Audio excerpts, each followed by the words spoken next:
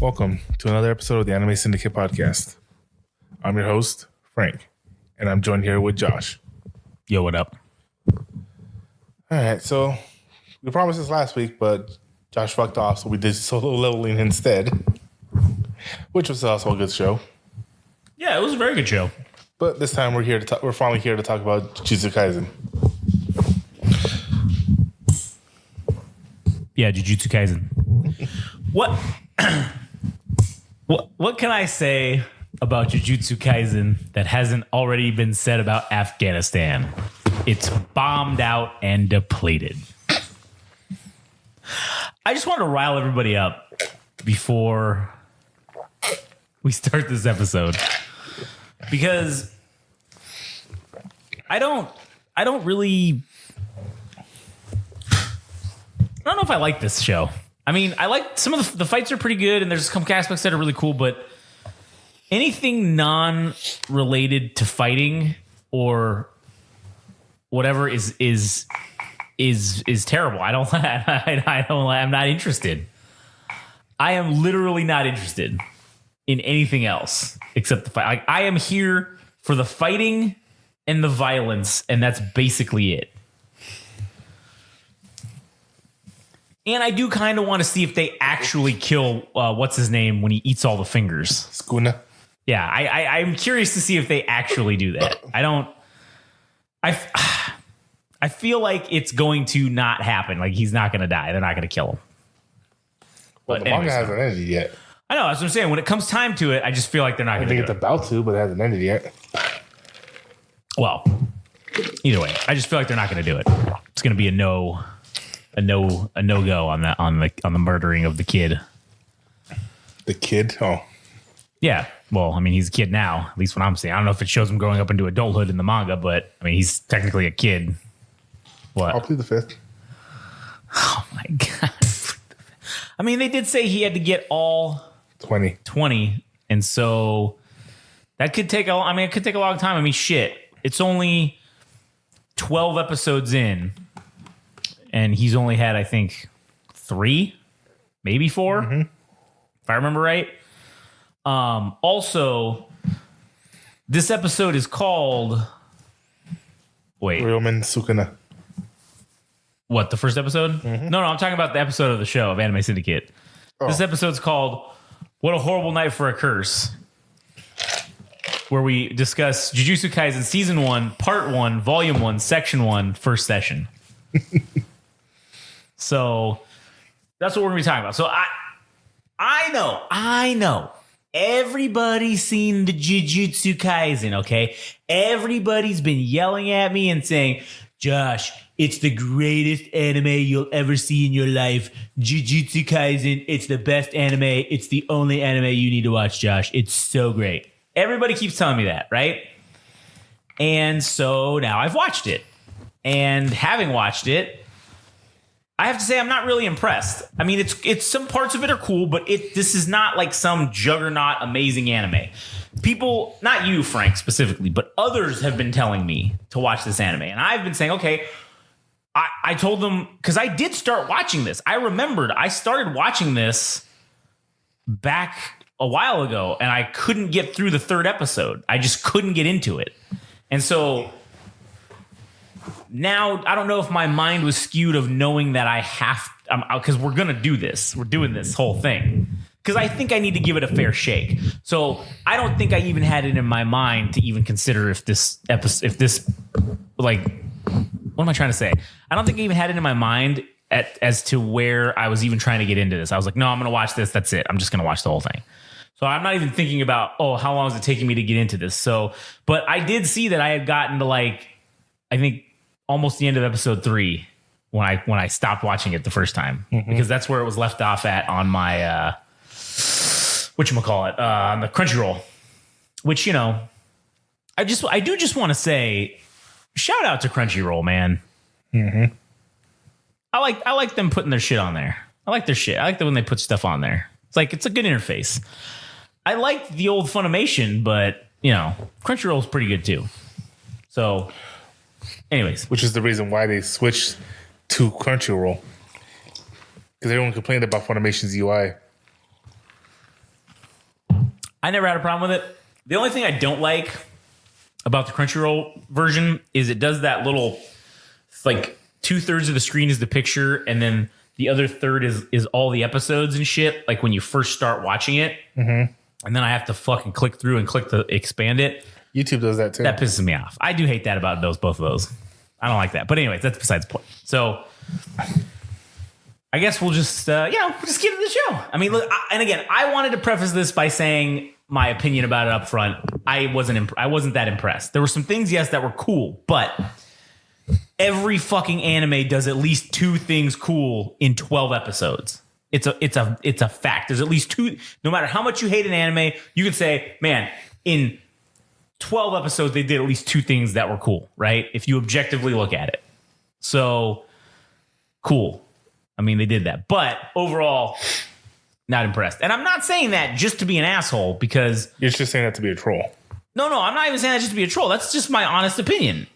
I mean, I'm going to continue watching it. So I could be proven wrong. But like I did for Overlord? Right. Well, as was with the first season, and really, I didn't even like Overlord that much, but I liked it better than I thought I would. So I gave you that.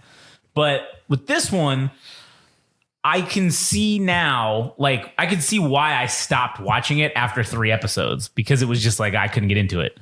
And now, after having watched 12 episodes, I'm like, I don't think if I was doing this on my own, I probably wouldn't continue. If I was watching this for leisure, I wouldn't even waste my time. I'd watch something else. But again, that's what's great about us doing this format in the Anime Syndicate, is because it allows me to, it makes me give shit a chance. It makes me let it cook, essentially. Because this is a long form series. That's another thing I'm also not particularly used to at this juncture, is most seasons are just 12 episodes. This is taking its time. It's 24 for season 1. So I'm also maybe thinking that it's not going to kick on hard until maybe a little later down the line, but they got time to cook, I guess. And normally I would have never even gave them a chance after 12 episodes. I'd have been like, yep, not watching the next 12. But it's forcing me to let them cook. And I will admit, just like I did with Overlord, I'll admit when I'm wrong, right? I'll admit when I'm wrong, when I'm totally off about an anime. Because I thought Overlord was going to be absolutely terrible. I thought I was going to hate it. And obviously, if you go back and listen to all the Bone Daddy episodes, you'll see that, I didn't, in fact, hate the entire show. There was quite a few things about it that I found enjoyable. And I want to see what's going to happen in the next season. So obviously, they got me. They got me hooked, right? Now, I don't know if it's one of my like top 5 or top 10, but I'm invested. I'm hooked. This show right now, as of 12 episodes, doesn't have me hooked. Like, I almost could care less, but I am interested to see. And you were saying that the manga is not even finished yet, right? I believe it's about to end, but it hasn't finished. So I am curious to see if he actually does complete the quest of getting all fucking whatever 40 finger or 20 fingers, and if they kill him for real. So I'm just curious to see if that's actually going to play out, and I will eventually get there, because they're going to turn the whole thing into obviously an anime. So much. Huh? Holding back so much. You're holding back so much? Yeah. Like, what are you holding back? Because there's more shit to tell me, but I can't know about it yet because I haven't gotten there? Yeah, so much spoilers. Okay, all right. Well, when do the spoilers happen? Do they happen in this season 1? Am I going to see it when I watch next week, the next 12? So I got to wait. This is a long con, basically, is what's happening. It's a slow burn. I want to say it's a slow burn. It's just, it's not animated yet. Oh. Okay. I'm just saying it's manga only right now, but yeah. I mean, but that's a hella slow burn for me to get to the really good shit. No. If you want to get to the good shit, you're literally at that point. Yeah, you're telling me like the next episode, like 13 is going to be where the one really awesome thing happens or whatever. Yeah, one of the first ones, yeah. And then the Shinjuku incident happens. Shibuya. Oh, yeah. I don't know why I said Shinjuku.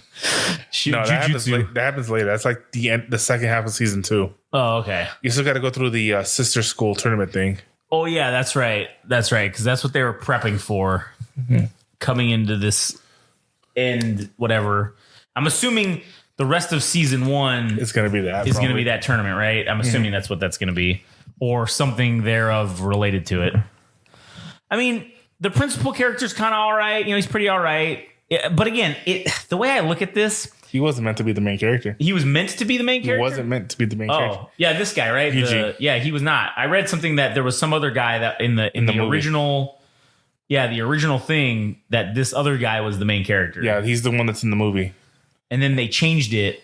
Yeah, I don't know. He had reasons behind it, but even now, people who are reading the manga and for me, from watching all the way through, people are saying, yeah, he should have stayed the main character. People do agree that this might be the most boring MC. Yeah, because he's boring as shit. And I don't want to knock the voice actor, the English, because obviously I watched it in English. I don't want to knock the English voice actor too hard. I don't know if they're playing him this way on purpose, if he's told to play him this way. Because if he is, he's doing a great job because he's boring as shit. He's bland. He's basically, it's not, this show is Naruto, but more mature. It's more violent. It's the same. It feels like that. It feels like this is Bleach. This is Naruto. Maybe there's even a little bit of One Piece mixed in there. I feel like this is the big three kind of thrown into one more mature version, because there's little sprinkles of it here and there. Well, this one is part of what's known as the Dark Trio, which is Jujutsu Kaisen, Hell's Paradise, and Chainsaw Man. What they're called the Dark Trio because they're still shonens, right? But they're pushing the envelope. That's weird. What was that? That was a notification off my tablet that I just bought today. Damn, you even have anything set up? No. Anyway, it's like, hey, bitch, set me up. Well, they're still shonen, which is supposed to be like that 12 to 14. 12 to like 16, 17, 18-year-old region, but they're pushing that 18. Like, they're pushing it to be... Well, I mean, shit, this anime is TVMA. Yeah, I'm just saying that's why they're called the Dark Trio. Oh, okay. In the sense of the manga. So is Chainsaw Man, and so is Hell's Paradise. That's why they're called the Dark Trio. Okay. So they're kind of like the big three, but for an older audience, right? Is that what they're alluding to by saying that? I'm going to say this one more time. All right. And if you make me repeat myself, I will smack you. Okay. With my dick. All right. That'll be kind of hard, but okay. It will be, yes. It better be. There's no new big three. There's no like big three. There's only the big three. There will never be a new one. There will never be one to replace them. Well, that's what I'm saying. This is like the dark version of that. There's no other version. They're called the Dark Trio. Yeah. Not the dark version of the big three. They're Dark Trio. Why does everything got to be in threes? It was just these three that happened to do it. Yeah, but there's also the Swordsman Trio. Again, everything's in threes. Is that on purpose? Maybe three is a lucky number in Japan. Who knows? That's interesting. But there's the big three. And I'm just tired because everyone's saying, oh, Jujutsu Kaisen, Demon Slayer, My Hero, they're the new big three. I'm like, no, there's no new big three. No one's done what these three did. Right. And I will say, until they've gotten to the point where they've reached 1,000 fucking episodes or been around for 10 fucking years, yeah, then maybe an argument could be made. Literally, all three of them have either caused some kind of mass fucking blackout or some kind of shutdown. Bleach did it to Crunchyroll when they came back. Mm-hmm. Sorry, not Crunchyroll, to was it Hulu? Yeah, it was on Hulu. Fucking One Piece did it to Crunchyroll when they finally revealed Gear 5 in anime. Yeah. Naruto shut down all fucking manga sites when it was having its final issues. It literally overloaded everybody. All this fucking pirated sites couldn't handle the mass traffic. Not only that, the reason they're called the Big Three is because all three of them came out around the same time. Were fucking selling like gangbusters. And were either rivaling or even beating Dragon Ball Z.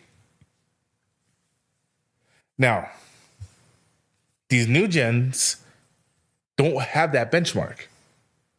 The closest they have is One Piece. In relation to them being The benchmark as in the big three had with Dragon Ball Z. Oh, well, really, the big three is the benchmark. They're not around. Yeah, but I'm saying what they did is the benchmark. That's like the standard. But they don't have that mark. Of what? What's the benchmark for them to be? Dude, they're even with the big three. They were rivaling Dragon Ball Z. Right. So what's this new gen going to be rivaling? The big three, because they're all done except for One Piece. Yeah. I'm not talking about the current. I'm not talking about what's out. I'm just saying, and Bleach is still going on. No, in anime, but the manga ended a long time ago. That's what I'm talking about. We're talking about anime. No, we're talking about the big three, which is manga. Yeah. Well, what aren't they that same thing in anime? They're still called the big three, yes, but the reason they got the name was because of what they were doing as a manga. Oh, I've been. Maybe that's why I haven't understood what you're saying, because I thought we were talking about anime. I thought we were talking about them as an anime this whole time, as the big three. Even as an anime, you can still make the same argument, but there's no benchmark for them to go against. Like I said, you can make the argument for One Piece, but One Piece ain't Dragon Ball Z. Well, that's what I'm saying. Okay, so then what was the argument to call what was the benchmark for the big three then? Dragon Ball Z. Yeah, so now they've overtaken the benchmark and they've become the new benchmark. So now the new benchmark is the big three. The benchmark was that they were rivaling or surpassing manga sales against Dragon Ball Z. Yeah, so now to apply but there's no manga sales for Bleach or Naruto. That's what I'm saying is you can just compare it to the past sales. No. You don't have to compare it to the current sales. When Dragon Ball Z was at its height, these three were able to compete with Dragon Ball Z, if not surpass it.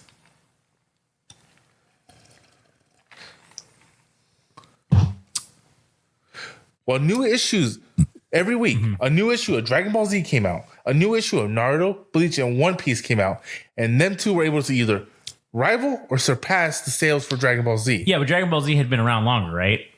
This is at its peak. This is like the Blue Saga. So it's been like around though. Like it's been around for longer than those three. Yes, obviously at that point. Right. My thing is with these new Gen 3. So that's what you're saying. There is no one to say, oh, what are you going to compare it to? Because there's nothing around that's big. That's that big. The argument could be made for One Piece, but One Piece isn't the juggernaut that Dragon Ball Z was. It's a shell of itself, really, at this point, I feel like. Compared to Dragon Ball Z at the time is what I'm saying. Yeah, that's what I'm saying, yeah. In comparison. So you can't, there's no benchmark for the top seller. And everyone's always saying, oh, Jujutsu Kaisen is outselling what Naruto would have been doing back then. What do you mean would have been? It's different. You can't, if it's not going on at the same time, then I guess it's hard to compare. That's what I'm saying. There's no way for you to call some the new Gen 3 when they don't have a hurdle to, that same hurdle to have to overcome. Right. I mean, they are competing against each other, though. So is Naruto, Bleach, and One Piece. That's what I'm saying. They're still competing against each other. But that was the point. They were all three having the same amount of numbers. Right. They weren't obviously a 1-to-1 equal. Yeah. I think Naruto outsold them for the most part. With followed by One Piece and Bleach. But the big benchmark is that they were doing it against Dragon Ball Z. Right. Okay. On top of that, these three came out around the same time, and were able to outsell equal Dragon Ball Z. Yeah. And themselves still staying within that frame of numbers.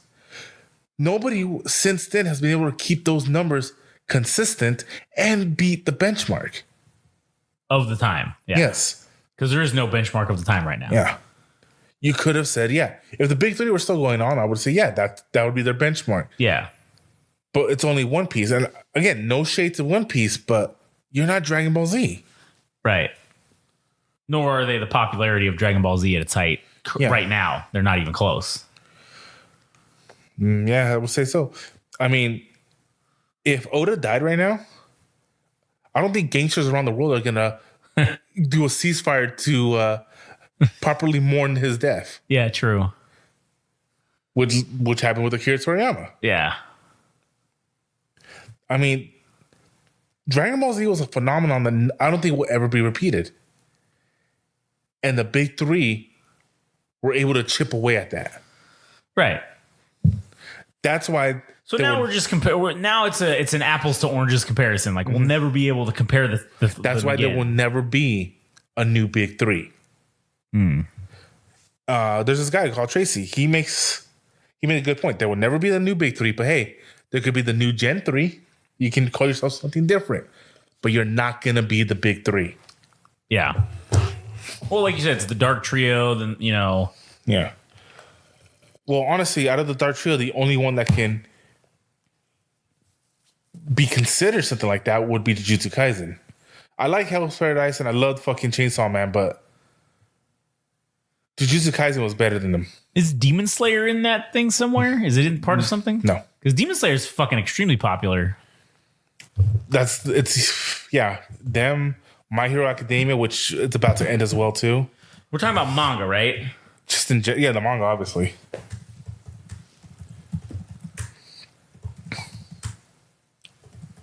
I'm just curious because I just want to see what the actual best-selling. Fuck. What? All right, so the best-selling. Man, what is this fucking buy? Average sales per volume. That's what I want to know. What's the highest? All right, so technically, Demon Slayer. Yeah, is the highest selling. The highest selling average sales per volume of all time. Of all time, and it's only fucking been going 4 years. But see, that's also only went 4 years. That's also a tricky thing to say.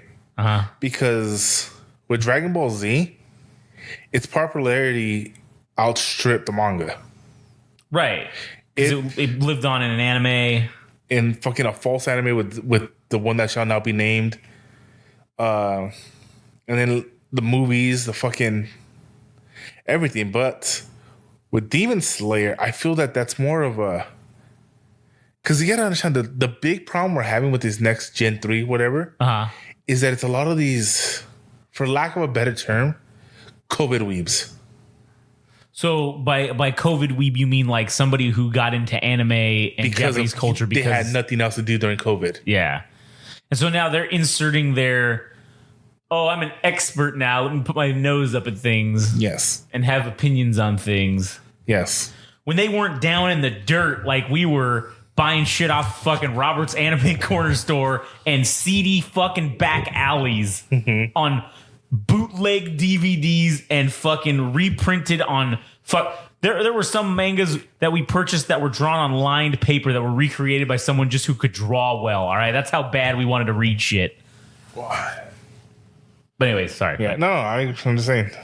It's just that's why I was saying I take offense when you say the new big three. There's no new big three. There's the big three, and then there's what comes next. I guess that's fair to say. I'm not saying that they will never be beaten in the sense of... Well, they've already been beaten. There's no question about it. I mean, other things have beaten them. So it's not... I mean, by every metric, they've been beaten. As in what? Well, approximate total sales. I mean, One Piece is the number one. But Golgo 13 is number 2. Case Closed Detective Conan is number 3. Dragon Ball is number 4. Detective Case Conan has been going on for like 50 years. Yeah, 94 to present. All right. Fucking One Piece, 97 to present. Of the ones that are done, yes, Dragon Ball, from its 10-year run or 11-year run, it sold 260 million copies approximately. Right. But again, that's only mangas. Naruto, 15-year run, sold less than that. Yeah, obviously. But it had almost double the number of collected volumes. So there you go too. That's just another factor. It's overall. Now, sales per volume or average sales per volume, that's where but you also got Demon Slayer's number 1. That's what I was trying to get to that. Yeah. When it comes to like the big three, you also gotta understand though, there's a huge discrepancy there. Because the majority of the world wasn't buying those mangas. It was just people in Japan. Yeah, and I'm an asshole in this too because rip Manga Panda, but that's where I was reading. That's true. So there's a lot of sales that were not counted for because people that like us who couldn't. Now listen, ours wasn't because we were directly trying to be assholes. It was because you just couldn't get it. Like you couldn't buy these. Like it was damn near impossible. Like, obviously, if a manga came out in Japan, it's going to be a couple months before it came out here in America. Oh, because easily. by the time Viz Media and everything was able to get the publication and all that shit done, it wasn't keeping up with the Japanese releases. Yeah, it was very far behind. So like literally it would be released on Friday night, and then a little bit within, even before midnight, somebody who had translated it and released it on Manga Panda or Manga Fox or all the other ones. It was like a fan translation, right? Yes. And so there's a lot of those sales for the big three that are just out in the ether because they never happened because that's true. People were pirating it. And yes, that sucks, but I will say this. I've read Naruto the mangas. I've read Bleach mangas. I've read a little bit of One Piece mangas. I've never purchased a single one of those. But you know what? I have like all the Dragon Ball and probably almost all the Dragon Ball Z ones. That's what I'm saying. With Dragon Ball Z is going to have that because the nostalgia factor outweighs so fucking much. That's true. Naruto is probably one of my favorite, most beloved animes ever. And I only own the Ninja Handbooks. I don't own any of the mangas. True. And those are just books that are like just like little fun gimmicks into the world of Naruto. As I just found out that there's the Kakashi Guidance, which was something else, the Itachi one. There's a fucking Anbu book. And I'm like, holy shit, now that I have this tablet, I bought my subscription to a manga site, so now I'm gonna fucking start reading those. But my thing is saying, like, with Dragon Ball Z, its sales are being carried by the nostalgia factor and the fucking impact that Dragon Ball Z had. Yeah. The big three is the golden era of piracy. That is true. So there's a lot of sales that aren't being counted.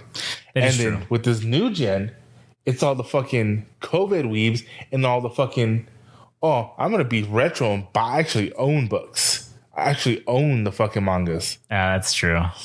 So with this new gen. So there's a lot of discrepancies there for those numbers that people have to take into consideration. That's a very valid point that I never thought of that. I never thought about that, but that's a very valid point. So that's why I say when you look at those numbers, take it with a grain of salt. Look at it to where it's popular. Anime Riverside. Mm-hmm. If whoever went there, if you went there, you probably wouldn't recognize most of the cosplays that were there. Mm-hmm. And then it starts going on the fucking tablet. Yeah, that's because they're Samsung, so they automatically connected when I connected them to the Wi-Fi. That's weird. Why was there like a delay though? Because that one's connected by internet. That one isn't. Oh, so that one's connected to atomic clock. This one's just off its timer. Oh, okay. But there's one thing there's three things you will always find at an anime convention when it comes to cosplays. Mm-hmm. Really bad, or not, sorry, not bad. Really weird gender bends. Yeah. Dragon Ball Z. True. And some form of the big three. Yeah. Now, last convention I went to, I didn't see any Attack on Titan fucking cosplays. Right. Except as Titans, because it's not because, I'm repping my anime. It's, motherfucker, I worked 3 years for these muscles. I finally have a cosplay where I can show them off. Oh, yeah. Or, hey, I can make a fucking intricate suit to make me look bigger and tighter like a Titan. Yeah. But I didn't see any scout troops. If I did, it'd be like 1 out of 1,000. Yeah.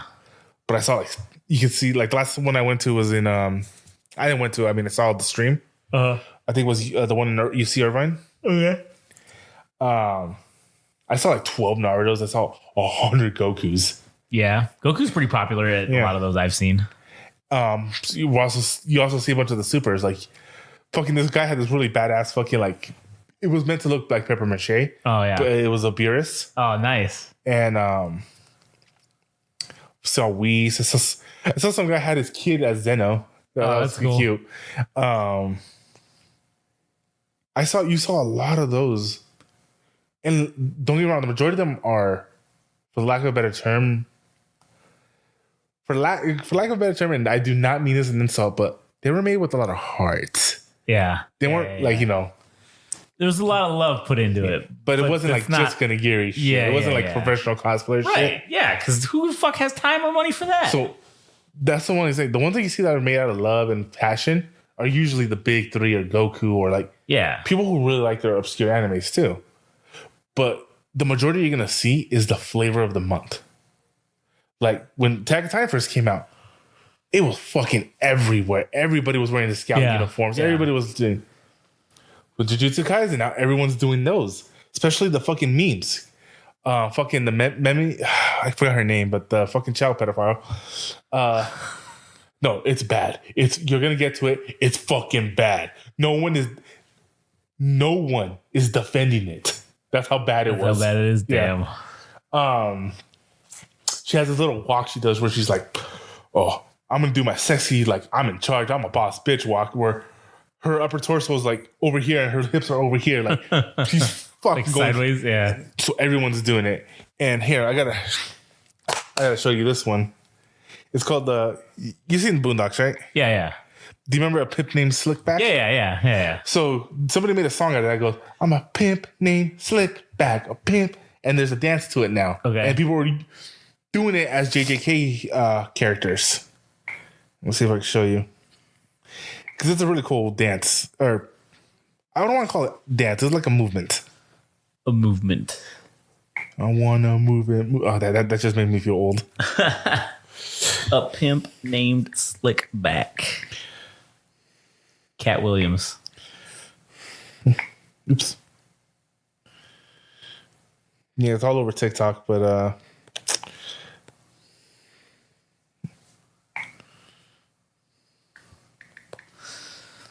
That's funny because I'm all over TikTok and I haven't seen that at all. so-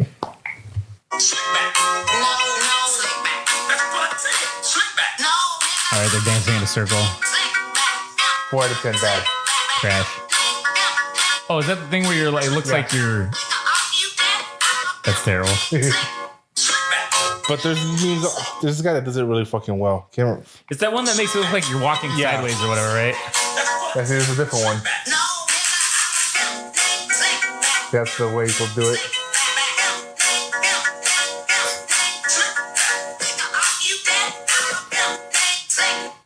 So yeah. So because of TikToks like this, JJK has a bigger popularity of cosplayers. Yeah. Where social media was strong back when we were younger and Naruto and the big three were around, but not to the massive juggernaut that it is right now. Yeah. So that also has an influence on said numbers. Maybe. That's just my whole theory about the whole big three versus, because when people say, "Oh yeah, I agree, Demon Slayer has more sales," but how many of those people are actually reading those and just putting them on their that's true. books? them on the shelf. I read every fucking issue of Naruto that I get. As a matter of fact, I finally fucking decided to fucking read Boruto. I hate that little shit, and I'm glad that this manga has confirmed it that I hate this little shit. So we'll see later on, but every manga I own, I've read, or at least I owned before the flood. Yeah. I never owned a Dragon Ball Z manga. I never read a Dragon Ball Z manga, but that was because that was one of my first anime I ever saw. Right. Naruto was the first manga I ever read, if I remember correctly. But from there, it issued on to Bleach, Kyoto Hitman Reborn, Toriko. I can't remember the rest of them, but I read a lot of mangas. Yeah. And but to me, I feel like when it comes to the new gen, that it's all artificial. Like kind of like likes, like views versus subscriptions. So you're saying it's not that good? I'm not saying it's not that good. I'm just saying that the fan base is fickle. Oh, okay. They'll check out what the flavor of the month is. Jujutsu Kaisen is huge. Let's just say right now, Jujutsu Kaisen is huge. It's the flavor of the month. But Kaiju number 8 just dropped, and people are like, I'm not saying that's the actual way, but Kaiju number 8 is working on it right now. What's popular right now? Slime is popular right now. It came back, so people are watching that in droves. So, luckily for them, they're offsetting each other. Because right now, Jujutsu Kaisen's over, or the season. Yeah, the series so far. The season is over. Okay. So right now, it's not going against Slime. It's not going against Kaiju number 8. It's not going against these other ones that came out recently. Yeah. But like, especially if you go on Crunchyroll, in a couple months, you'll see that it's just It's gonna be a new set of anime that's gonna be popular in a couple months. But Crunchyroll, when the big three was when Naruto and all of them were still around, Yeah. those shit was on there regardless of the time. That's a good point. Anyway, I think we fucking went off a tangent here. I mean, we did. We went on like a 30-minute tangent about this, but it's cool because, I mean, listen, we still fucking talked about Jujutsu Kaisen a little bit, but I guess we should just get into Jujutsu Kaisen now. All right, so yeah, 12 episodes. Wait, where did I lost it. I had the thing up and now I fucking lost it. Fucking failure. There it is. All right, so episode number 1, Ryomen Sukuna. And you got old boy Yuji, or Itadori is what they call him because that's his fucking last name. High school kid. They're kind of like dicking around in the what is it? The occult club, right? And so the whole episode, like, this first episode kind of starts off funny because he's in the occult club, but he's not actually a member, and they're gonna like shut them down. And then the coach of the fucking track team says, "Fine, we could challenge or whatever." And so fucking fastball special, the fucking shot football. Yeah, and he beats the fucking coach like nobody's business. Who in this series holds the world Olympic record for shot putting. Yeah. So, fucking homeboy just fucking fastballs that shit. Yeah, he just throws it like a fastball.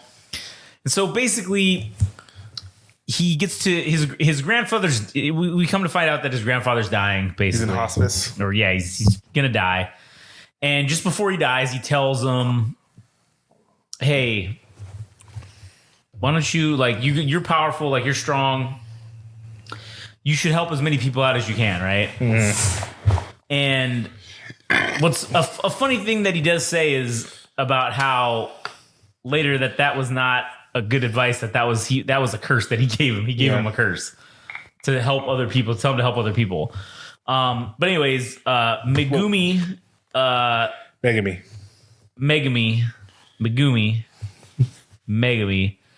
shows up, and Megumi is tasked with finding a cursed object, which is one of the fingers of Ryomen Sukuna.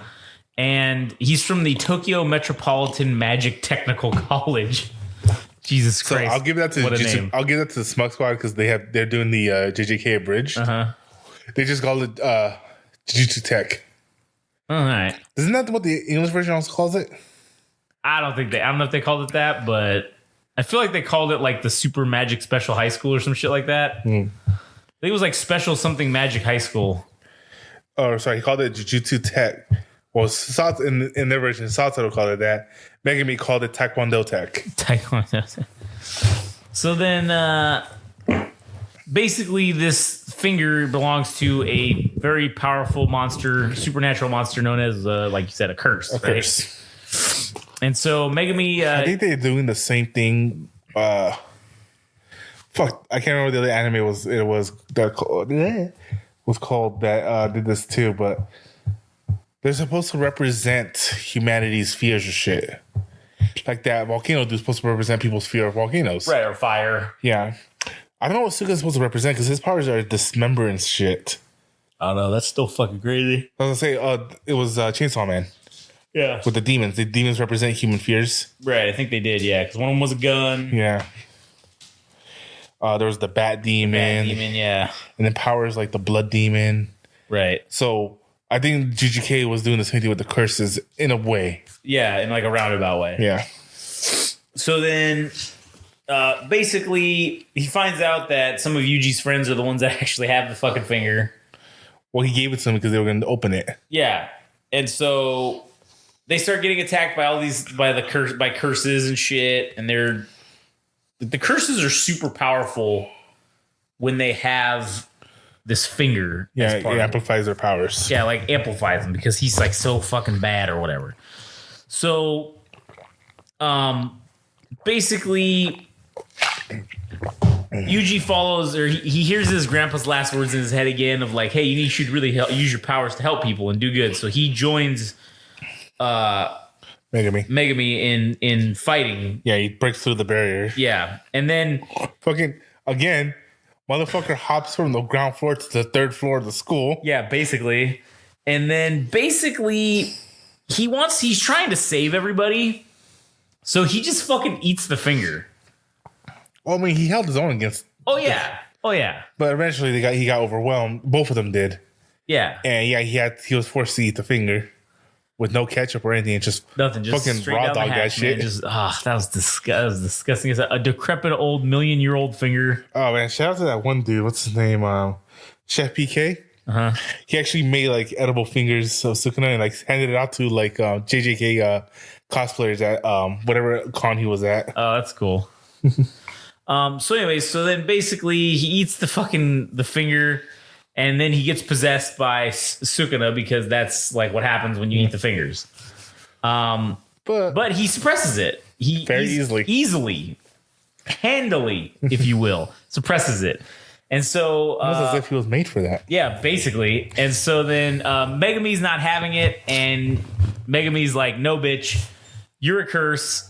I'm going to kill your ass to death with you. So then... Like he could, though. Yeah.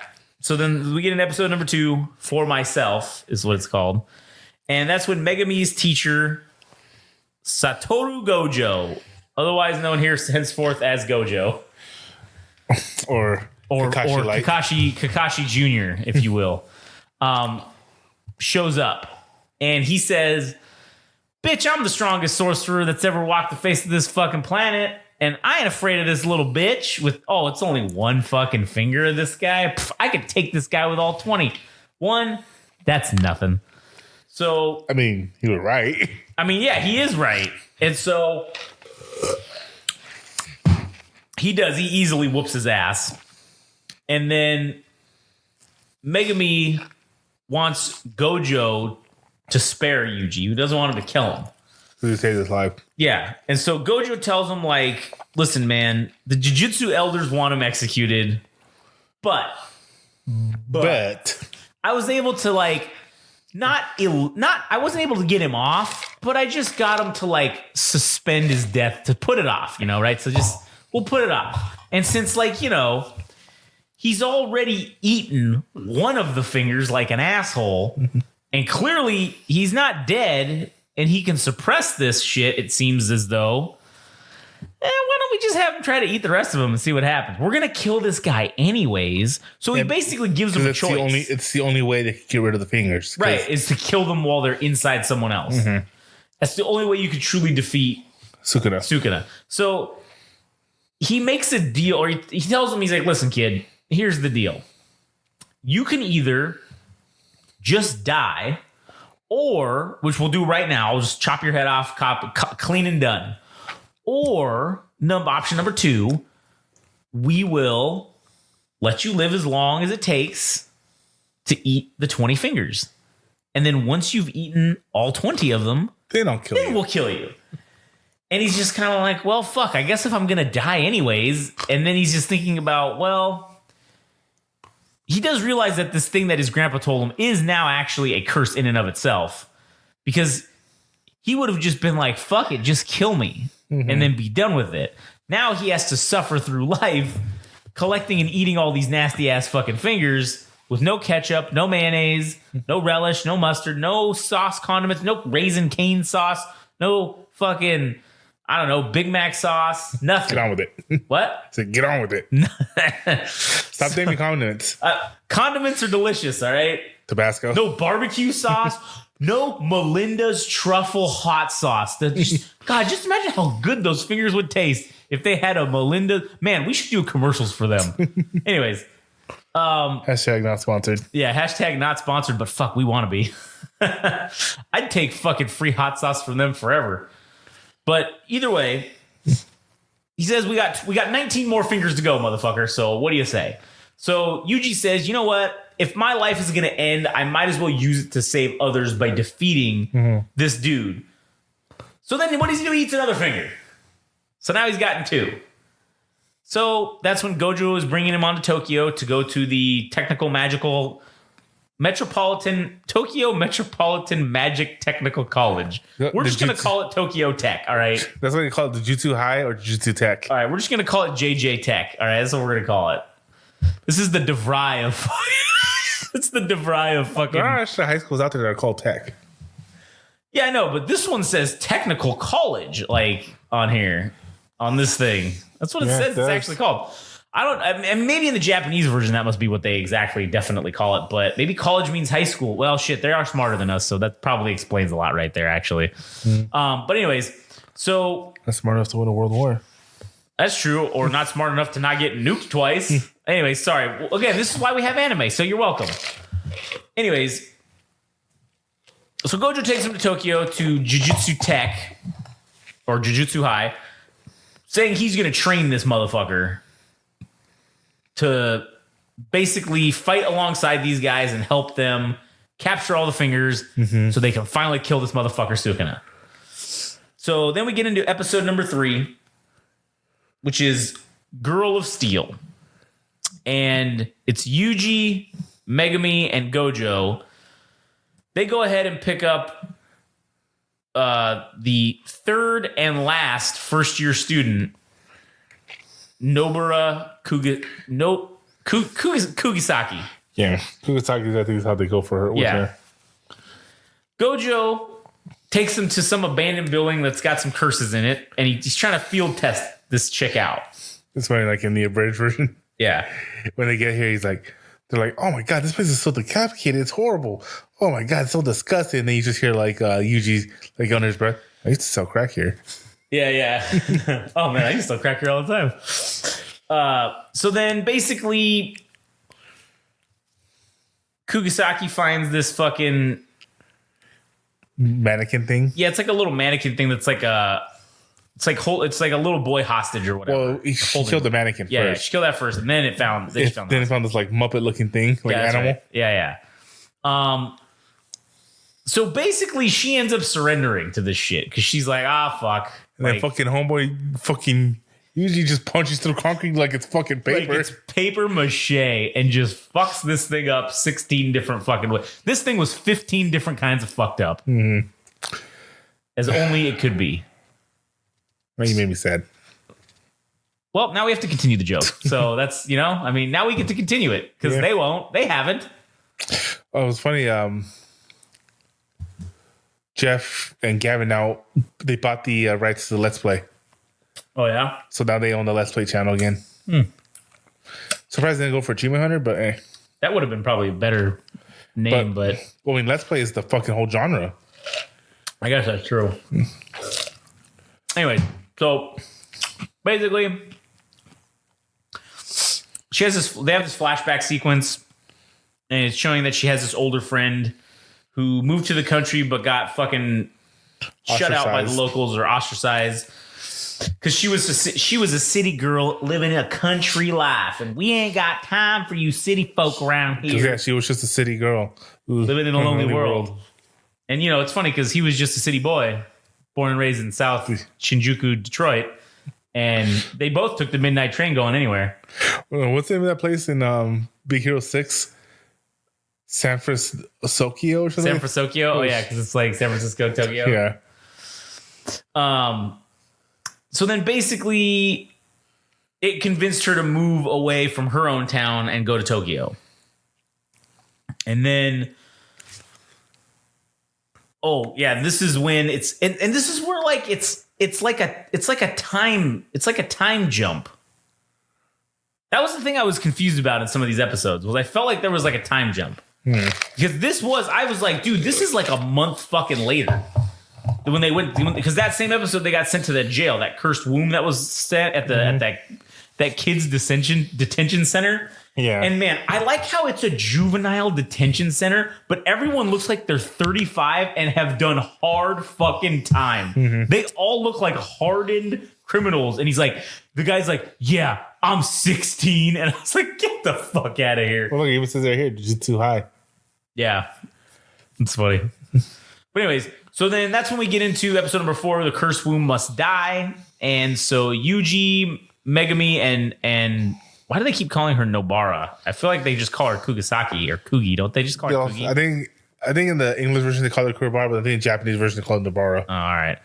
So anyways, they go to investigate this cursed womb in the detention center, and the Ijichi, the assistant director of Jujutsu High, puts this veil over, and he's kind of like, I know he's like the assistant director, but he almost just seems like head bitch or head secretary at this point. Kinda, yeah. And he's like their secret service, but also like kind of their bitch at the same time. Like it's really weird. Mm-hmm. Like, so. Well,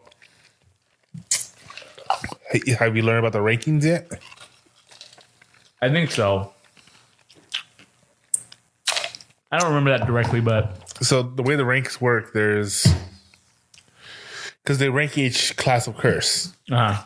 Yeah, okay. It goes from like the E all the way to A. Yeah. And then there's special grade. Those are the right. That's like Sukuna. Yeah. Fucking that volcano dude. Yeah, the volcano dude. Yeah, all those bad guys. That one thing that they fought in here in this thing was special grade, right? No, this was A grade. Oh, okay. So, as a sorcerer, the level of curse you're able to defeat is supposed to be your grade as well, but it's all political. How you get promoted and stuff. Right.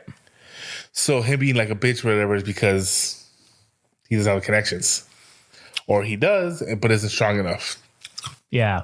So you find this out later, but it's not a big spoiler. But in order for you to become an A grade, you have to be recommended by someone who isn't your companion or teacher. Okay. And why would somebody go out of their way to recommend you? Yeah, that's true. So that's why it's almost impossible to become an A grade. But when you're someone like Gojo, who comes from a rich fucking family, but also is the most powerful thing to walk this earth since God himself. It's true. Rankings don't fucking matter. That is true.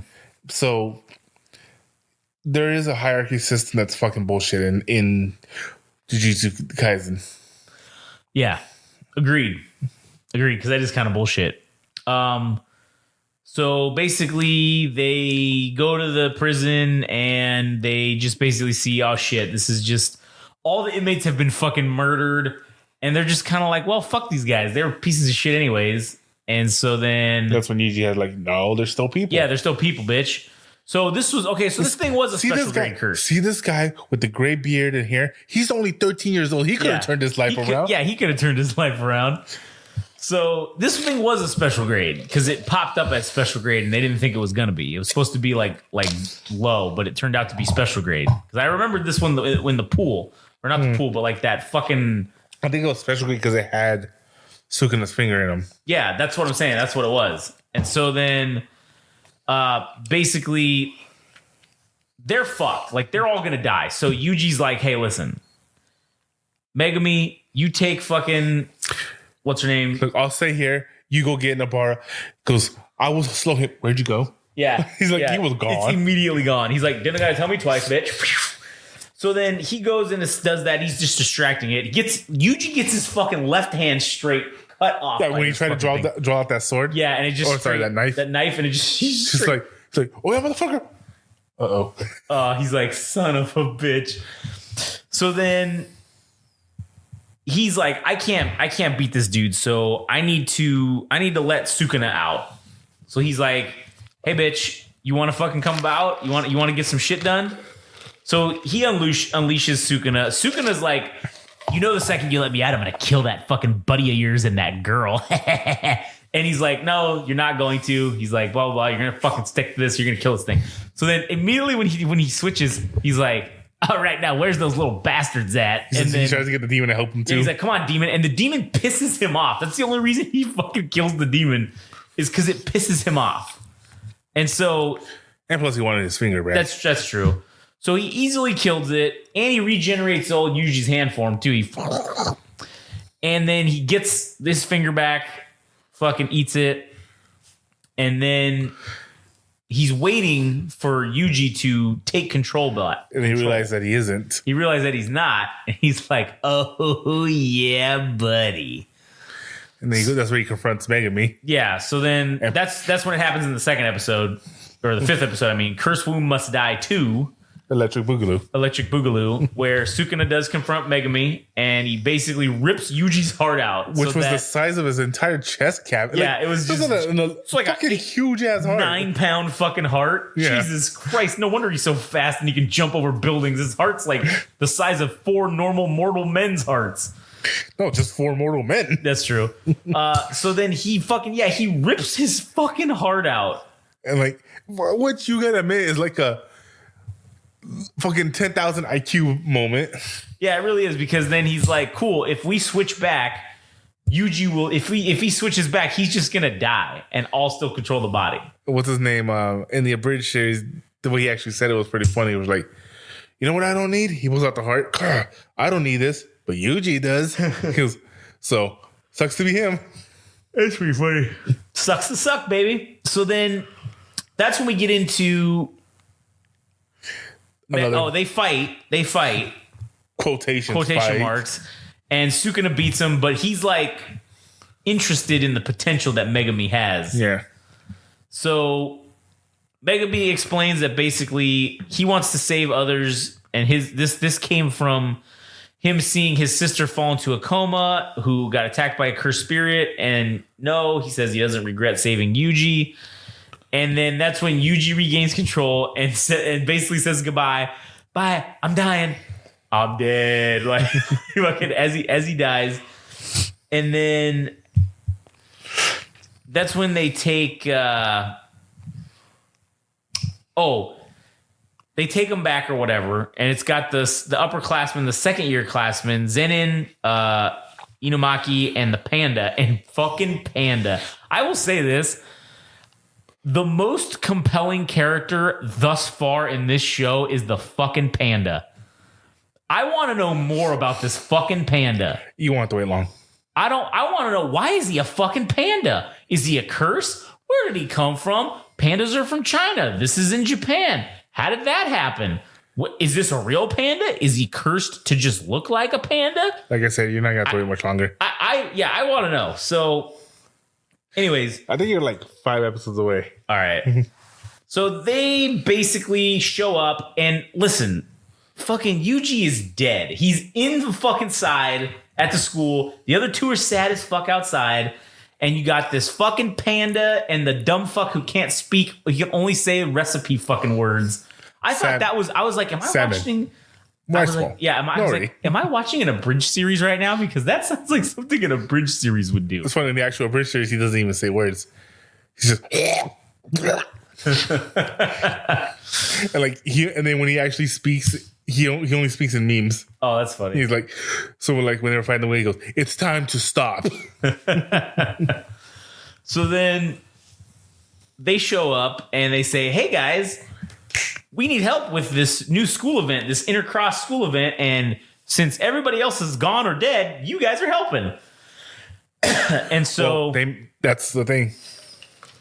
They mentioned him because remember they say there's 1 third year that's missing, right? Yeah, because he's off doing shit.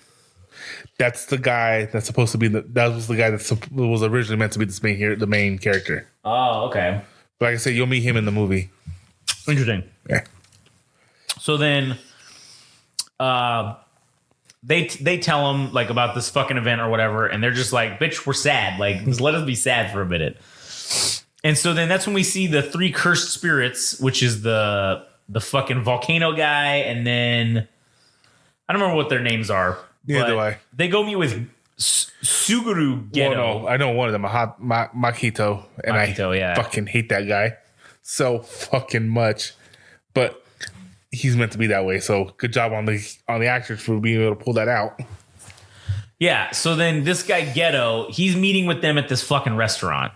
And the fire guy basically ignites the entire restaurant on his own, and it's just to it was just to demonstrate the power of these curses, right?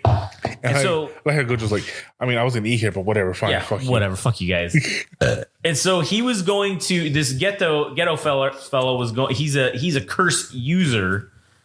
and he wants to trap Gojo and kill him and get Sukuna on their side for their ultimate plans of like taking over the fucking Jujutsu world or whatever the fuck they want to do. If I remember correctly, they want to kill all humans. Yeah, pretty much. I think that's what he says. So then, basically, goes back to Yuji. He's getting examined by the doc With the big giant hole in his chest. Yeah, with a giant gaping chest cavity. And he opens up and he comes into waking up in Sukuna's like his domain eminence or whatever. His domain expansion. Yeah, his domain expansion, yeah. So then we get into episode 6, After Rain. And so Megumi and the chick, Nobara, are training with the second years to get ready for this like tournament, right? And so they said it's going to take place in a month, and they're just training and getting ready.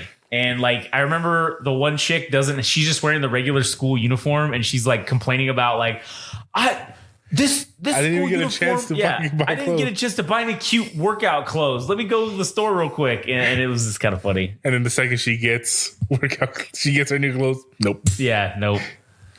So then, that's when it goes back to Yuji inside of Sukuna's domain, and he's telling him basically he wants to make a deal, and he's like, "We make this deal, I'll give you your heart back."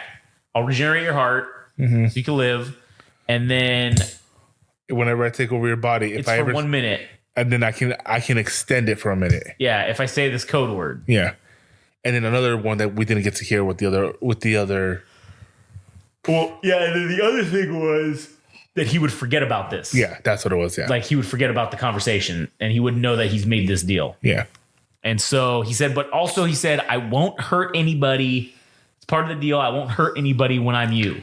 That was a fucking lie. Like when I do that as you or whatever. Yeah, basically. Yeah. So says okay. He's like, fine, fucking deal. Or no, he doesn't want to do it, and then they fight, and he's like, fine. Yuji's like, if I win, we do it my way, and you regenerate with no deal, and if you win, we do it your way. And then he immediately cuts his head off. Yeah. And fucking, so obviously we know what happened. So then, anyways, Yuji comes back to life, and Gojo is telling the doctor to hold off on reporting that he's been resurrected and whatnot. And he wants to keep it a secret because he's like, I know that the higher ups orchestrated this quote unquote accidental murder. They waited for Gojo to be out of town perfectly, and this was disguised as like a D or E class mission when it was actually in a special. Right, so this was straight up a hit job. Like he knows what's going on. So then he starts training Yuji to manage his cursed energy, which was hilarious by making him watch fucking movies with that little fucking so he can lose his concentration. Yeah, because he actually likes watching shitty movies. Yeah, that's like his own thing. He likes watching bad movies. So for him to focus on the movie and not concentrate his energy on that little doll, it was gonna fuck him up. Yeah. So, but it's funny in the abridged version, he had to watch 4 abridged projects. That's funny. Yeah. I forgot what I was gonna say. Fuck, I lost it. Go ahead. All right. So then Geto meets up with Jogo. Yeah, that's what I was gonna say. Yeah. Okay. I still find it surprising that they went ahead with that plan to kill Yuji, but their plan would have easily avoided the death of not only Yuji but Megumi and Nobara. Yeah, which I think would have angered Gojo more, right? Especially Megumi for non-spoiler reasons that I can't say right now. But and literally nobody can stand up to Gojo in this. Yeah, that's what it seems like thus far in this current world. So, yeah, you killed Sukuna or you killed Yuji. You got your thing, but you're probably going to be in the grave next to him. Oh yeah, easily. So that's the thing I don't get, like why they went in this fashion. Because they disguised it as it was more powerful thing, but nobody fell for that. Nobody believes that except for Yuji. Yeah, exactly. And he's the one that died at the hands of a special grade demon. Right. And he still believed that it was a botched job. Yeah, exactly. So that's when Ghetto is going to meet the principal, and it's funny because Every time you say ghetto, dude, I just think of Sergeant Frog. Ghetto. So he goes and he's like, man, you know what? Let's go. I was going to surprise the principal, and I was going to meet him early today. And of course, what happens? He just tells him, he's like, hey, stop the car right here. And he's like, why? Just stop. And so he gets out and he's like, you want me to wait for you? Nah, go to the school. Tell the principal I'm going to be late. And then he's like, okay. And he just, dude, it was like, no joke. The second he finished the sentence, the guy was like, yep, see ya. Like hauled ass out of there. Like I thought that was a comedy like portion that they were doing. Well, it's funny because in the English version, that's how it was played off. Yeah. He's like, because he was saying, do you really think making him watch Four in the Bridges is going to make him stronger? Kind of sounds like you're trying to set him up to die so you can be the main character. It's like, stop the car. Oh, did I offend you? Stop the car. Like, he starts screaming. He's like, now, do it. Get out of here. Okay, fine. Go fucking die. I don't give a shit. When we get home, I'll miss you. And he just takes off. And then, like, it's like, crashes like a blitz. Yeah. But, okay, I had mixed feelings about this fight scene. Why are they mixed? I thought this was a cool ass fight. It was cool, but I liked it. Don't get me wrong. I like this fight. I just didn't like the way it was handled. Okay. So why you don't like Ainz and Overlord is kind of why I didn't like this fight scene. Oh, okay. It was so one-sided, but they were, which I don't mind one-sided fights because you're gonna see a bunch of those in Jujutsu Kaisen. Yeah. I don't mind them. But they were trying to portray this as end of the season fucking duel. Yeah, I think that was because this was a reveal. This was the reveal of like... And it literally fell flat on his face. Yeah.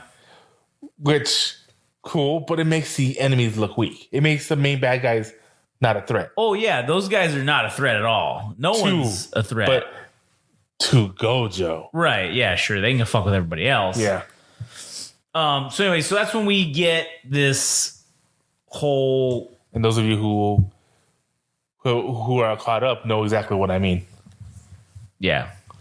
So this dude uses his... He was gonna do it. He didn't do it yet because he's just fucking them up. Yeah, I know. He's just fucking them up, and then the episode ends. That's the funny part. Is it's just Gojo let him hit all his attacks. Yeah. Oh yeah. Go ahead. Let all your attacks hit. So then that's when we get into episode 7, Assault, Transliteration. Or no, it's just Assault. And so then it's this guy's trying to hit him, and he's like, here. He's like, wait, hold on just a minute. And he goes and teleports back, grabs Yuji, and teleports back to the battle. He's like, dude, I want you to see this. How disrespectful is that? Extremely disrespectful. Where he's like, dude, not only are you not a threat, I'm bringing my underdeveloped student to watch me beat your ass to demonstrate. I'm teaching him. You're the dummy. You're just the training dummy. You're the training dummy, basically. And so, I'm sorry, I don't want to jump, but there's this thing I always wanted to bring up. I can always forget it. I never bring it up, but there's these scenes where people like to talk about most disrespectful moments in anime history. Uh-huh. And mine is always gonna be Kurapika from Hunter x Hunter fighting Yurio, whatever his fucking name is, from the spiders. And so for 2 reasons. The first reason was he tells him, all right, I get it. You wanted me to fight you somewhere where there was no other people, whatever. He goes, no, I just wanted to take you somewhere, because he took him out in the middle of the Badlands. Yeah. No, I just wanted to take you somewhere so nobody could hear you scream. And he's like, oh, big tough guy. And then fucks him up. Yeah. Second point is actually he kills him. Like, no joke. Like, it goes to another scene and then it comes back. He's digging his grave. Actually, think about this. He was gonna fight. He's fighting him in the Badlands. Yeah. He already had it in his mind. I need to bring a shovel to bury this fucker. Oh yeah. Before he even fought him. Yeah. And to me, I'm like, that's one of the most disrespectful moments. That is extremely disrespectful. Like, dude, you're not a threat. Not only are you not a threat, I'm already prepared to bury you. I'm just a planning phase. You're just a planning phase right now. And then just that open line, like, no, I just didn't want anybody to be able to hear your screams. Yeah, that's pretty fucking badass. So then he's basically explaining how his cursed energy works, and he's got this like infinity around him that slows everything down. I still don't fully understand. I definitely don't understand it either, especially once you get into the movies, because they're gonna go into his powers a little bit more in the movie. But it's, to me, I don't get it. I'm stupid in this.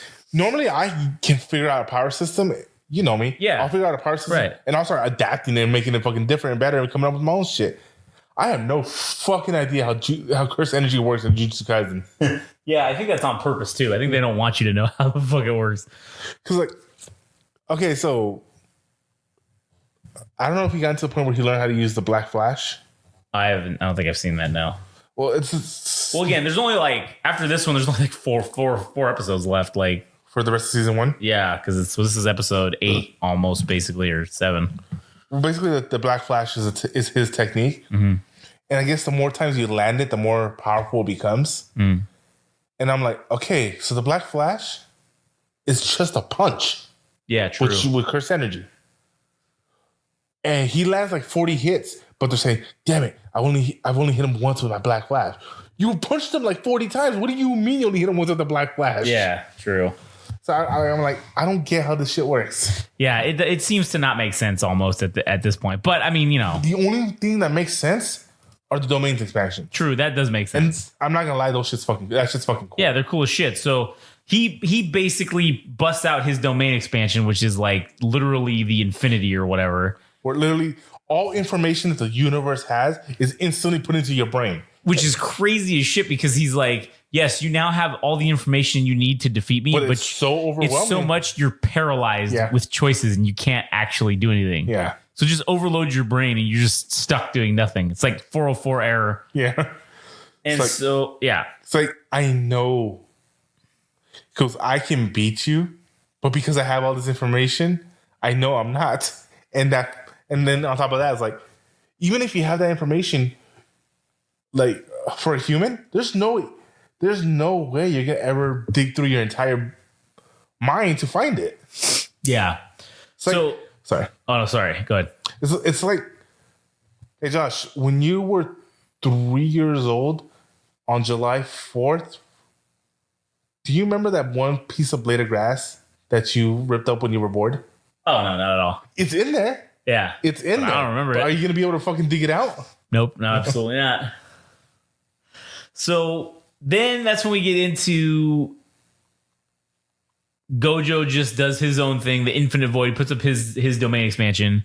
Yeah, because the only way to counter Infinite is if you have a more powerful one, right? Not even or a more focused one or something, right? No, you can counter it just by having your own. Yeah. And but the one that's gonna win is the one that's either more focused or more powerful. More powerful, yeah. Because you can cancel or overtake. He overtook it because his was more powerful. Yeah. Because the way that I don't know, there's different, again, that's where it does get confusing because there's different styles. But it seems like the biggest advantage of a domain expansion is that it makes it that your moves will always hit. Yeah. So yeah, and the only way to counter that is to either break the domain or counter it with your own. But it seems weird because Gojo's isn't. Is it the same thing because all the information gets put in your head, or is it different because he doesn't have to attack you? No, he doesn't do anything to you. It just overwhelms your brain and you're paralyzed with choices, as he said. And then by the time you deactivate, he already cut his head off. Yeah, you're dead. Yeah. So basically, he says that. Well, he basically just kills fucking Jogo or whatever, or no, Mahito. No, Maharada is something else. Yeah. So he kills Mahito, which is that guy. Yeah. Well, he doesn't kill him. He cuts his head off. And then basically Hanami is the guy that comes in. He escapes with that dude's head. Yeah. And he brings it back. He brings it back to fucking what's her name's, and they fucking basically play soccer with it. And that was pretty fucking funny. Yeah. But dude, that beach they were at. Yeah. It was inside that building or whatever. Like, but no, I think it's it's a domain expansion? I think it's a domain. They said it was a domain expansion. Yeah. But dude, wasn't it the most fucking amazing fucking looking beach ever? Oh yeah, it was fucking amazing. I fucking was like, dude, I'd love to fucking I need me hang a out Corona there. just to sit down right there, man. Dude, that's what I felt like. I was like, oh man, this is a Corona beach right here. Mm-hmm. So Oh, shit. You think we take a quick bio break? Yeah, that's fine. Let me pause it real quick. I was going to go get another drinky drink. All right, too late. I already started. All right, so now that we're back from taking a leak and getting more drinkity drinks, and by that I mean caffeination, because we don't sleep ever. So we need that to stay awake or we'll die. But anyways, that was episode number, what'd you say, Frank? You said it. No, how'd you say it? What? How'd you 7. That was the end of episode number 7. So now we get into episode number 8. Not to be confused with episode 1, 2, 3, 4, 5. 1, 2, 3, 4, 5. We get into episode number 8, boredom. And Nobara and Megami, they go up with the... They end up meeting the Kyoto Jutsu. This is the funny one where she finally gets her workout gear and then it gets fucking destroyed. And it gets ripped all to hell. No, it gets shot up all to hell. And so they're basically saying that they're going to... Before you continue? Yeah. I know I keep bringing up the Jujutsu Kaisen Abridged series, but this one was actually a really good point. Mm-hmm. When they were training with up in the track area... Mm. Because you know how that's when Megami decided, I need more than just my Shinigamis. So what's her name starts teaching him how to use weapons and shit. Mm-hmm. And he's like, wait a minute, can I just use a gun instead of doing all this fucking training? It seems like it would be easier. Yeah. And like she's like, well, you see, no. Don't give me none of that. Oh, it's not whatever or this. Couldn't I just, like only certain weapons can have curse energy or whatever. Can I just fucking put curse energy in the bullets and just shoot the fucking bullets that have curse energy instead of dealing with all this fucking training? Yeah. It's like, I mean, yeah, you could, but then you wouldn't look as cool. Fuck, fine. Give me the weapon, and she gets the fucking stiff or the spear. Yeah. It's like, okay, yeah, I get what you're saying. Yeah. Oh, well, the other bitch from the other school. He's like, yeah. Oh, yeah, I like this a lot better. This is going in someone. Yeah. And then it turns out the other bitch from the other school has a gun. Well, again, you gotta understand that. Oh wait, I can't even. Never mind. Spoilers. All right. So, okay, before you continue, yeah. Okay, not what's her name? The chick with the glasses. Maki. Maki, yeah. Yeah. Yeah, it's Maya and Maki. Yeah, they're the twin sisters. Yeah. So everyone's saying that she's like the ultimate waifu material. Mai? Yeah. She's kind of a bitch. Yeah, but the thing is, they're saying that she's fucking hot. Oh, well, see, here's the problem. Oh, God, we're going to go on a tangent, but fuck it. We've already done it enough this episode, so who cares? Get ready for another tangent. Waifu material is a weird thing. It is, but it's also incorrect.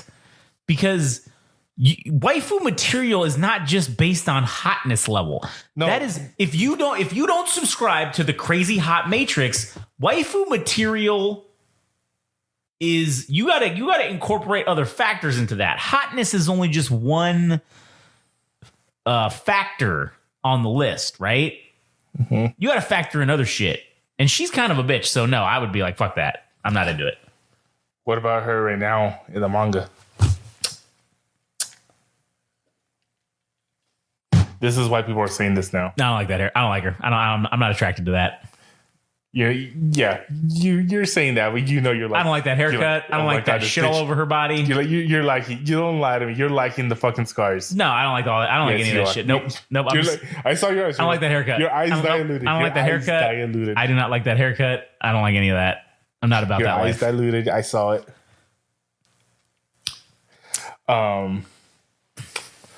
But no, when people say wife material, it's also extremely objectifying of women. What? You're such a fucking hypocrite. I never said I wasn't. But why not take this opportunity to make my actual waifu proud? She won't believe you. Of course she won't, but people on the internet who don't know me will. No, they won't. Yeah, they will. They can feel the toxicity just radiating through the waves. Yeah, my toxic masculinity just fucking oozes out of their fucking headphones. Nah, you don't have masculine energy. I'm not saying you don't have it in you. I'm just saying toxic. It's just all toxic. It's just blinding everything else. Yeah, you can't tell what kind of. It's just all toxicness. I mean, the man bun's not helping your case. It's not a bun. It's not in a bun. Sorry, That's your a man top bun. notch is Okay, yeah, there you go. away. Be respectful. It's a man bun. It's not a man bun. Whatever. You're just sad you can't grow one. I can. It's not gonna look good, but I can grow one. Let's see it then. Huh? Let's see it then. Hell, my fucking hair hurts when it gets long. It grows into my skull. Wait, your hair hurts? Yeah, because it's so fucking curly. That's crazy. It'll actually start to grow back into my skull. When I went for long hair, dude, that shit hurt like hell, dude. That's why I stopped. Anyways, so waifu tangent over. Now, full of shit. basically, they just start fighting each other. Fuck, what are we at in terms of time on this? Oh, dude, All right. what's his name? My fucking favorite character. The panda? No, Panda's my favorite character so far. no, the guy that was like, literally, he sees this guy. Hey, tits or ass?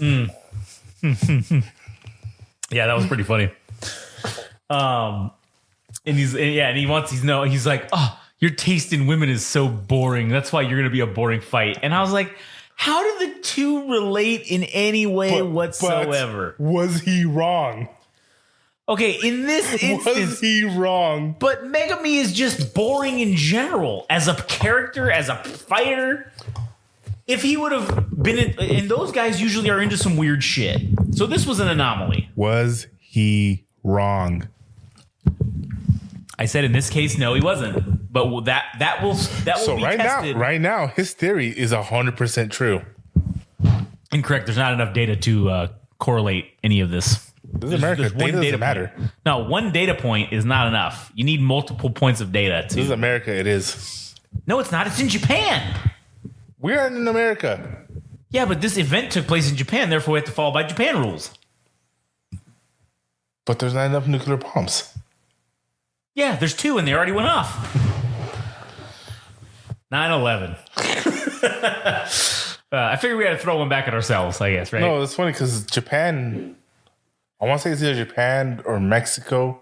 Somebody released like some kind of like comic strip or whatever, making like a joke of 9/11 to try to piss Americans off, but them not realizing that Americans love 9/11 jokes too. That's funny. So yeah, basically, they just fucking fight each other. It ends in basically a draw. No. Well, what's his name gets fucking knocked unconscious completely Megami loses and that is fight. dead. But Everyone else had to step in to stop the fight. yeah, because he was gonna kill him. Fuck is that? Ruben, Oh, all right, hold on, pause then. how long have you been here? Yeah. Anyways, all right. So Oh, my dick. basically, Gojo then accuses the principal of ever- what? You ever burp so hard it comes out your dick? Oh yeah, Oh, yeah. It's called I don't know what it's called, but there's a name for it it. feels like that episode from South Park when when people eat gluten and their dick flies out like a rocket. Oh man. So then basically, man, that's weird. What? A dick fart. Remember on our first attempt at BFN? Yeah. And we had is that a toenail? Is that a toenail? Remember one of the jokes we had was the whole like, if a fart comes out your dick, is it still a queef? Yeah. Oh, that's terrible.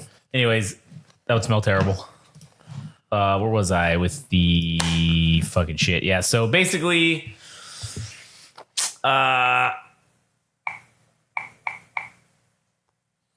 Gojo accuses the principal of sending them there the first years to die.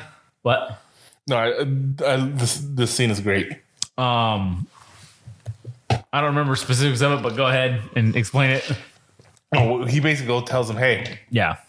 I got you on notice, motherfucker. You do something else, I will kill you. Because you won't do that shit. Who's gonna stop me? Sukuna? I already beat his ass." Yeah, that's true. It's like, and then it's funny. Oh, by the way, your meeting was actually for another 2 hours, so have fun waiting. Yeah. So then, It's just him being fucking petty. yeah, being a petty bitch. Yeah. And so then that's when he informs Gakuganji about Jogo, Sukuna, and the talent of the current students.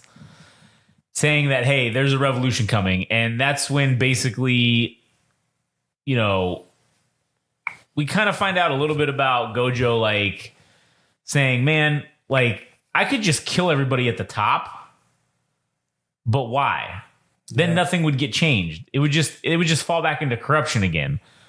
That's why he went into teaching, basically, was to essentially help the kids, raise the kids and train them in the way that he wants them to be trained, so that way they can rebel and not fall to the same issues as these other assholes, right? Do you remember the Cradle books? Yeah. If you remember Ethan, Right. he was doing the exact same thing. Yeah. That's why he took Lyndon. Fuck, I can't remember their names. This is like one of my favorite book series. That's why he took them all under his wing so he can train them to overthrow this corrupt system that they were living in that was causing. Well, obviously you're not going to finish the books. Turns out that what are they called? Those giant fucking monsters? Oh, yeah. I don't know what they're called, but yeah, I know what you're talking about. They only exist because there are monarchs. Oh. So if the monarchs didn't exist, those creatures wouldn't exist. Yeah. And so they find out that, you guys have been selfishly staying here to keep your own power and letting thousands of people die just so you can have your power here and not go to the heavens.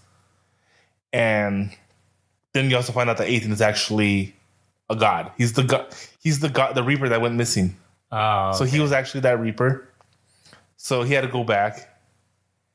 And yeah, they end up all becoming monarchs to kill the monarchs, and then they leave Cradle and leave instructions so no new monarchs could be born. So yeah, and then Ethan's like, according to plan. It's like, hey. And then Cyril's like, you fucked up so many fucking times I had to fix it. That was my plan. You plan to fuck up? Absolutely. That's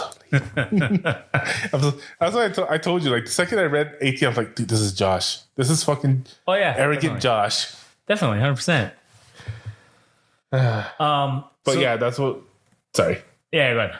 That's what I'm saying. That's what when Gojo was saying that, I remember that's why I thought, like, oh man, it's like Cradle. I was like, he's trying to change this. He's trying to change the system where it's more permanent, not. Because Ethan could have just killed everybody because he was the god of death. Yeah. But like you said, it's just monarchs are just going to reappear. Yeah. So he had to change the system from the fundamental level. Yeah. And that's what Gojo's doing because, he could kill everybody, but this is going to turn into the same shit again. He's not going to live forever. Right. Or maybe he can. I don't know. Maybe. But this is a smart way to do it, I feel like. So then basically that's when we get into it, at the end of this episode. It's like a month later. And this is like another fucking, it's like the time skip thing. It's like, it's fucking confusing to me. And then. Can I mention something? Yeah, go ahead. So there's this anime I watched. I had to stop watching it because of this incident. Okay. It's called Future Diary. All right. It's all Hulu's fault. Okay. I mean, how many animes have you watched where it would show the ending for a few minutes in the first episode? Oh, yeah, that happens a lot. Yeah. So that's what was going on here. I was like, oh, okay, cool. So I'm like going, okay, this is the end. Like, or a time skip, whatever. I'm watching it. This episode's almost over. And everything seems like it's being fucking Hulu played the last episode first. Oh, that's weird. Back then it was doing that for anime for some reason. That's real weird. And I'm like, motherfucker. And so there's no way to fucking do the playlist because the playlist starts from 25 going down. Oh, yeah. So I'm like, motherfucker. So I'm like, great. I now know how this ends. And there's no point in even watching the rest I'm like, fuck yeah. Because everybody says this anime is great. So I started watching it. So I went back to episode 1 and having to do, chapter back. And I was like, oh man, this anime is great, but I know what's gonna fucking happen now. Yeah. And it's just fucking, I got into it pretty good, but I was like, you know what? It's just, because a big plot twist happened. I can't remember what it was, but a big plot twist happened. I'm like, yeah. Oh man, that would have been fucking cool to be surprised by. And I was like, fuck, dude. I think this is all gonna, because I think at that point it was all gonna be like surprises. Like, holy shit, I didn't see that coming. I was like, that's going to be the charm of the rest of this anime. Then fuck it's ruined. So I can't. Yeah, it's pointless. Yeah. Damn, that sucks. What anime was it? Future Diary. Oh, that's what you said. All right, I'm gonna have to watch that one. Maybe we'll do this one in another episode. Was that 12 episoder? I mean, I wouldn't recommend it. Oh, it was whack. No, it's fucking great from what I was watching, but there was a scene that kind of ruined it for me because of what it implied. It straight up showed it. And it was a bunch of old men raping a fucking 8-year-old girl. Oh, that's terrible. Yeah, I'm like, it wasn't implied like, they did it off screen or something. They were literally like gyrating. You can see it happening. I'm like, fuck. Yeah, fuck that. Yeah, but it was meant. It's a dark anime. It's meant to show the horrors of humanity. Yeah. So, anyways, so back to the horrors of this anime. We get into episode number 9, Small Fry and Reverse Retribution. And so, this kid Junpei. Oh yeah. He skips school to go to the movies, and that's when he sees these kids. This is like ties into the last episode. The kids that got killed by that chick, Mahito. Mahito's not. I don't think he's a chick. Oh, that's right. It's a dude. I fucking always thought he was a chick too, but whatever. Anyways, it's a dude. Well, and maybe they never straight out say it, so they can be transgendered. They them. Who knows? I don't know. This individual. They did show her shirt off, so they did. Yeah. Oh yeah, that's right. So then they're like, okay, well, these kids are getting fucking murdered, so I'm just gonna get the fuck out of here, or I'm gonna go after this dude. So he chases after him, and he's like, hey, teach me how to do that shit. Yeah. And Mahito's like, that's weird. That is weird. This is unusual. But he's like, okay, hey, quiet. So he's like, yeah, this is unusual. So he basically teaches them all horrible things he believes about humans and existence and everything. And so he tells them, hey, I'm a curse that came from like hate, like human hatred. And so, hey, what's up? We're recording the anime episode real quick. We're just finishing up. So then Yuji and Nanami, yeah. They go investigate. Great character. Yeah, they go and investigate 2 cursed spirits. And during the fight, Yuji does reveals his cursed technique, using cursed energy to amplify the power of his punches and his into superhuman-like strength. And Nanami decides that the curses they're fighting are actually transfigured humans. Which I gotta admit, this is a really cool power for Mahito. Yeah. Is basically just taking over, like... Not only does he transform the body, he transforms the soul. Yeah. Which also is the thing that makes him such a very powerful person. Yeah. He can't be killed because nobody has techniques that can hurt his soul. Right, yeah.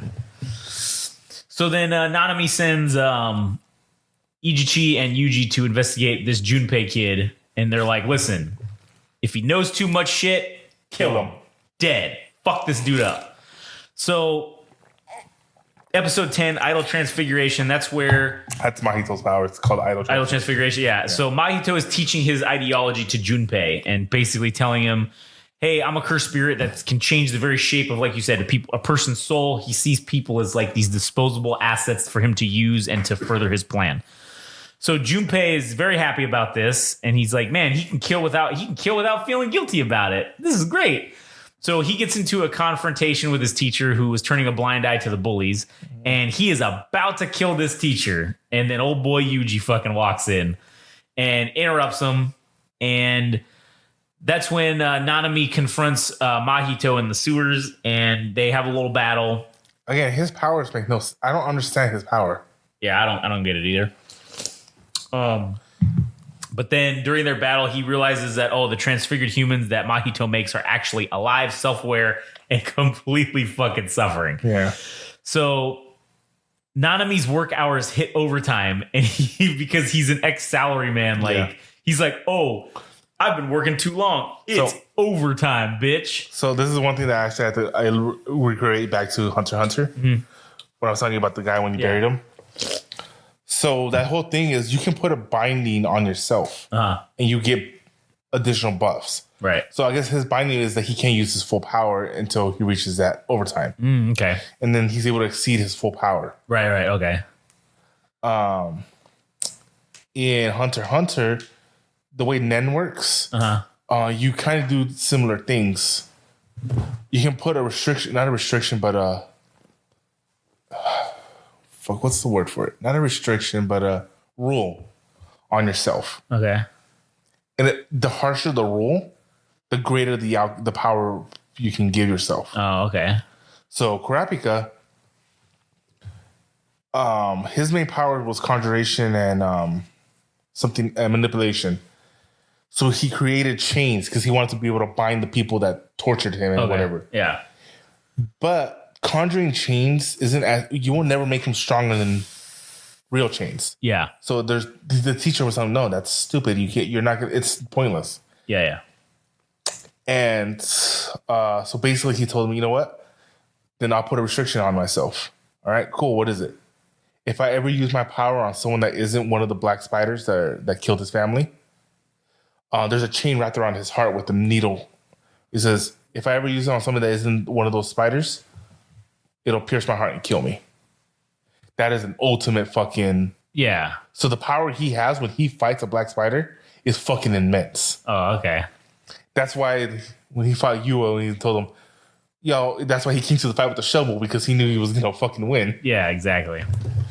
So I think that's the similar thing with this guy, that whole overtime thing. Yeah.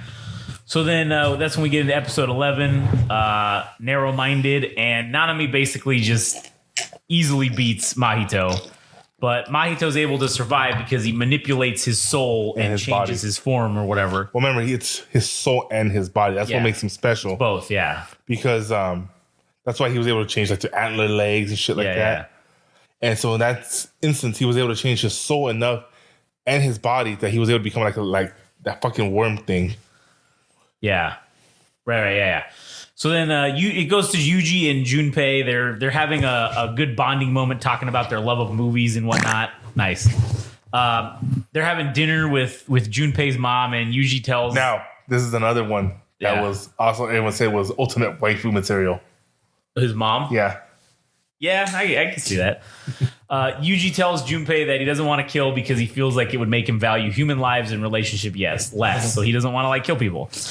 And basically, Junpei's mother gets killed in the middle of the night.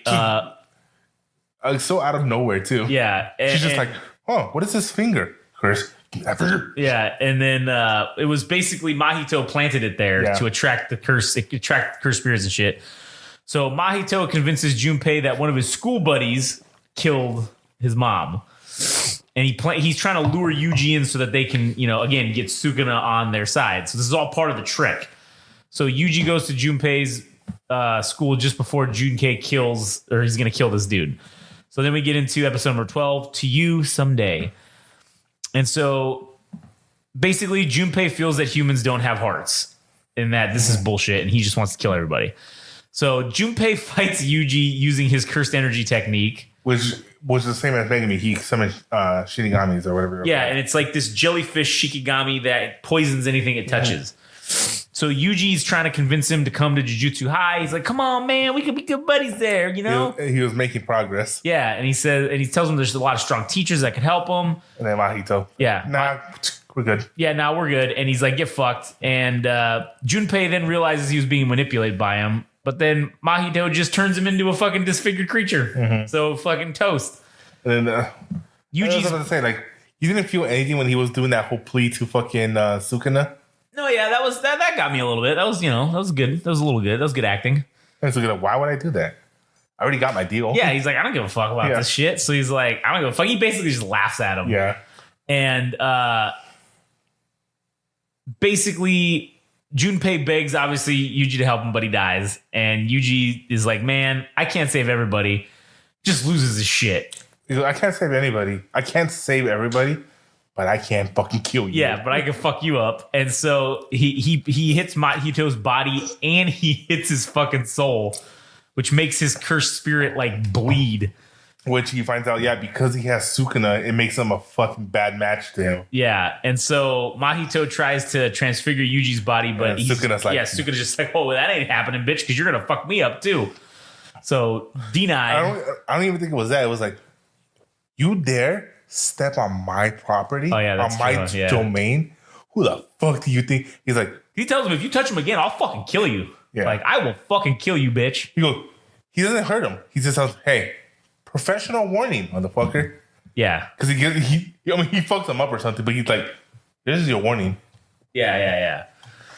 So, anyways, so that's the end of the season 1, part 1. Session 1. No, it was season 1, part 1, volume 1, section 1, first session of Jujutsu Kaisen. And seriously, if you don't get it, that's a jab at Attack on Titan. And listen, but if in case you're dumb and you don't, it's just the first fucking 12 episodes, all right? Like, Jesus Christ, like, get your underwear. The main thing is fucking asshole. It's that, but it's also meant to be a joke. Yeah, because what was it? The final season, part 1, section 1, or whatever. Basically, yeah. All right, well, let's see. I mean, we almost went for 2 hours on this one. That was because we went on 3 tangents. I know we did go on a lot of tangents, but it was fun. It was good nonetheless. Yeah. I mean, I had a lot of fun doing that. So I'm sure you did. Don't fucking. I have an idea for a fucking parody commercial, and it's the greatest thing I've ever fucking come up with. Last time you said that, we both went into the hospital with my foot in your ass. Well, we're probably gonna end up there again. Anyways, you got anything else to add to this episode? No, just waiting for you to get to season 2. Well, it's going to be another week because I got to finish season 1. So, or shit, yeah, another. I honestly hope that you're gonna like this next episode because it's gonna have that beatdown that I was telling you about. Yeah, that you're gonna call me like, holy shit, that was fucking awesome. Yeah. So I'm gonna say next episode is gonna obviously be Jujutsu Kaisen season 1, part 2. Volume 1, section 1, second session. Yeah. And so that'll be the next episode. Wait, isn't it also called didn't we also call the What a Terrible Day for a Curse? That's the name of the episode, is What a Terrible Day for a Curse. But I said in the description it was us reviewing season 1 and then that whole shit. So that's why we're saying that. But anyways, all right, well, if you like all our shit, go ahead and check it out on GameRageMagazine.com. And you can follow us on social media at Game Rage Magazine on Instagram and TikTok, at Game Rage Mag on Twitter/X. And if you want to listen to a multitude of other podcasts, you can find them on our website, and they're available wherever fucking games or not games, wherever fucking podcasts are sold. All right, with that, I guess that's the end of the day. So you guys have a good one. We'll catch you on the next one.